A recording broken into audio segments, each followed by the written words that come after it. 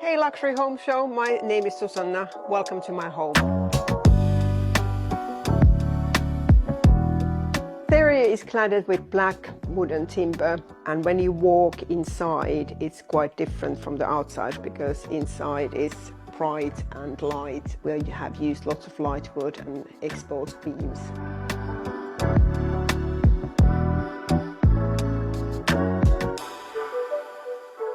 So this is the hallway, and my favorite bit about it is the height. It's triple height. Before we renovated the house, this is actually the original space and the original hallway, and it was so low that I could easily touch the ceiling in here, and that little window you can see here was actually an external window. From here you can either go to the bedroom side of the house, where we also have the guest bathroom, or this way where is the kitchen and the living spaces.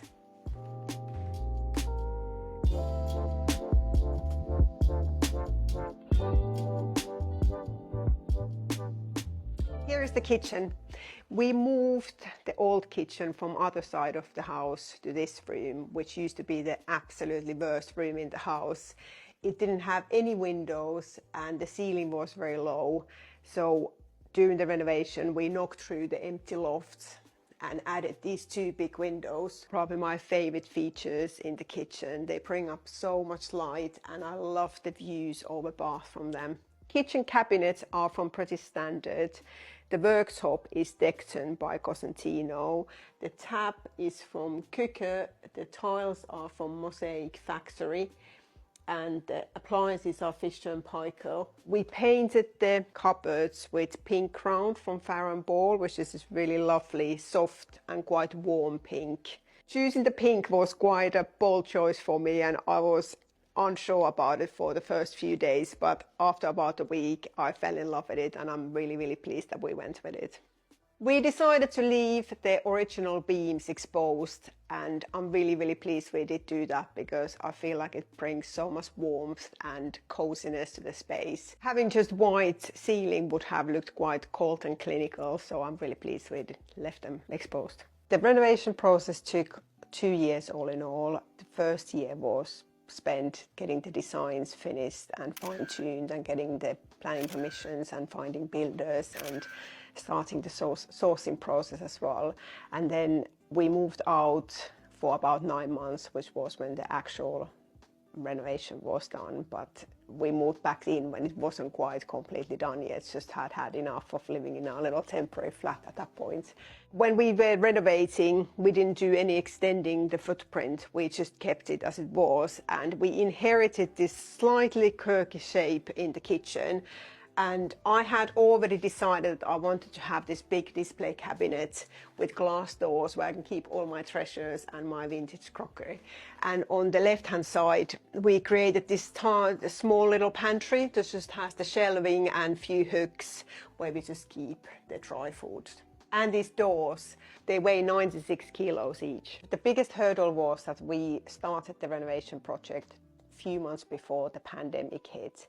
And obviously then that caused quite a few delays. You couldn't buy anything or lots of the things that we needed for renovation, but overall it was okay. It wasn't as bad as expected, but that was definitely the biggest hurdle. So this little corner used to be the conservatory before renovation.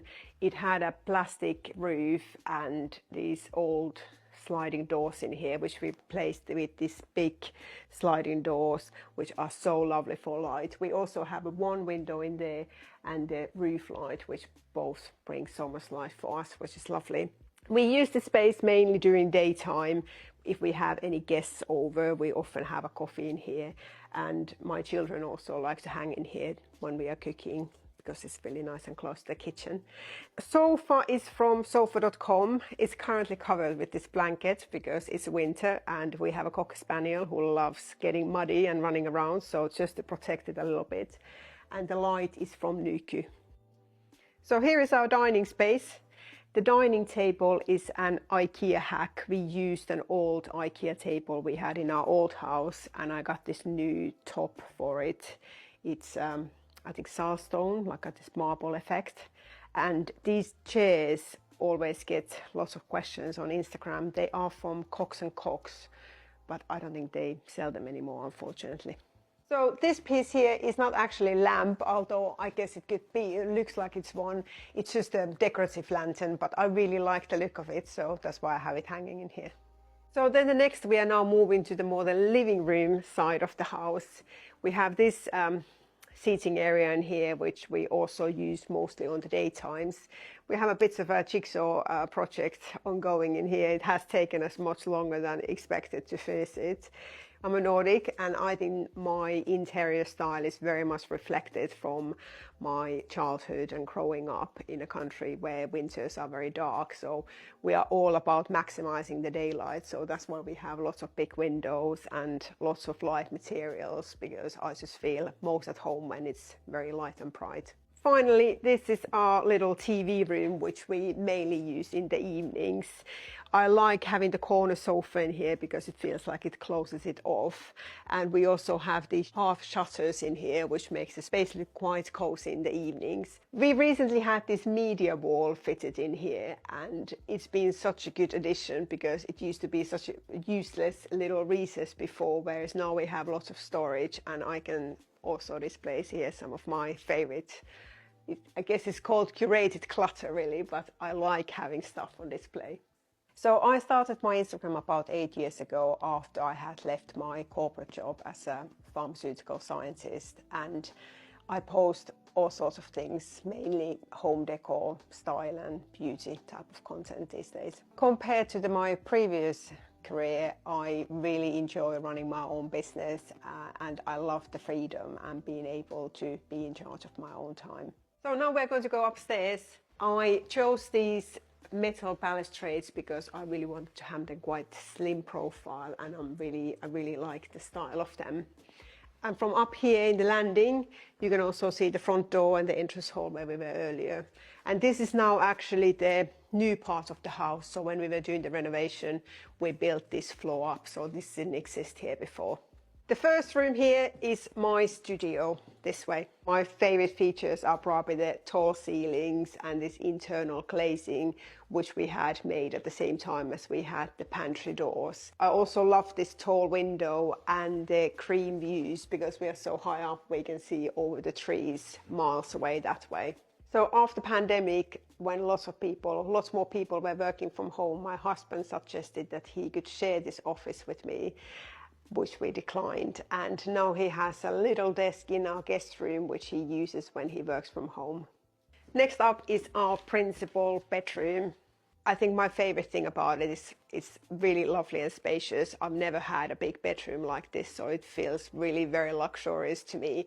And I also love the height in this room. This was on the floor that we built during the renovation, so we were able to have as high ceilings as we wanted. The sloping ceiling follows the original house's ceiling. It used to be in the same shape, but just the other way around, so we wanted to keep the same look on that. The flooring is the same as we have in everywhere else in the house, because I like that it keeps the flow. So this door here goes through to our dressing room, and on the other end is our bathroom. And this paneling was added as well, obviously, in here. I feel like that was such a good choice to have in here, otherwise this wall would be quite big blank canvas, whereas this one adds some texture and interest to the room. We also have this little balcony on our bedroom, which is really quite a nice addition. It's not massive, so it's not especially usable, but we love having the doors open during the summer, and it feels like you're sleeping outside, which I think is lovely.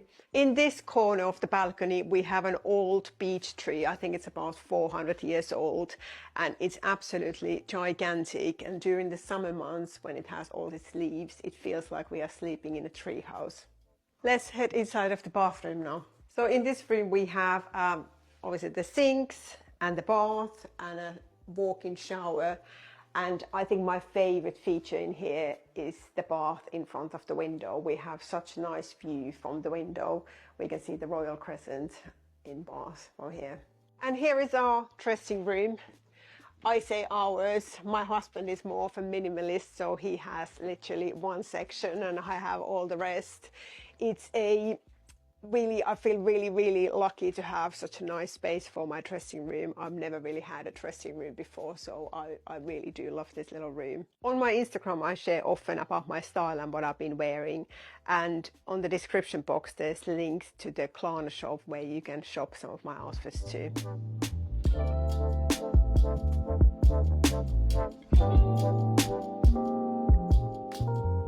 My advice for anybody who's thinking of doing a big renovation project is that start the planning and sourcing as soon as you can, because the decision fatigue is a real thing, and you just get so fed up of making decisions when you are doing the renovations. So the more decisions you can make up front, like have the bathrooms and the kitchens and all those decisions made up front, so then that's going to make it so much more relaxing when you are having to make still lots of decisions when you renovate. Thanks for watching. I hope you enjoyed it. See you later.